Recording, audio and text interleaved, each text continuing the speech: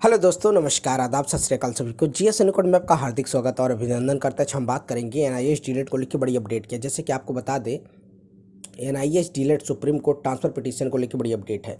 Transfer petition के साथ साथ रिव्यू पिटीशन की डेट कंफर्म हो गई। आप देखेंगे कि रिव्यू पिटीशन की डेट की सुनवाई लग गई है सुप्रीम कोर्ट में।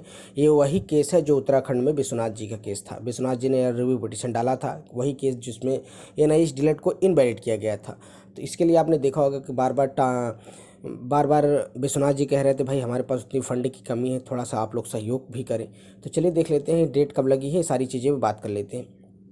आप देखेंगे डायरी नंबर 4961/2024 फील्ड बाई 31/1/2024 को, मतलब जनवरी में फिल हुआ था। Vishwanath versus state of Uttarakhand.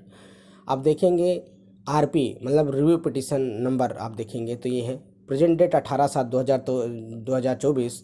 Honourable Justice BR Gavai और ऑनरेबल जस्टिस प्रशांत कुमार मिश्रा, इन दोनों जजों की बेंच में सुना जाना है।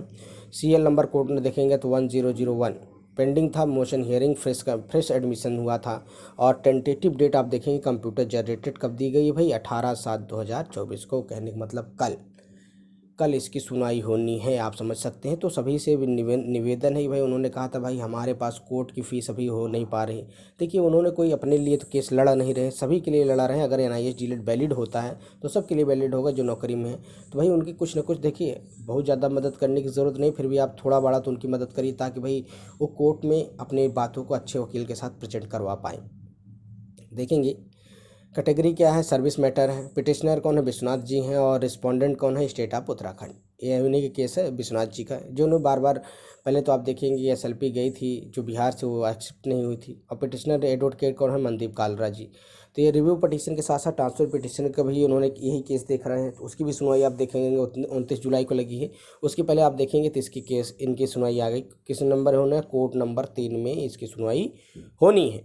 और आप देखेंगे तो इसमें एडवोकेट्स के साथ साथ जज कौन है, तो वही BR गवई हैं और प्रशांत मिश्रा जी हैं। तो इन्हीं के बेंच में ये सुना जाना है। और टाइम भी आपको दिया गया है कितने बजे इस केस को कोर्ट नंबर 3 में सुना जाने की संभावना है, 1:50 PM पे।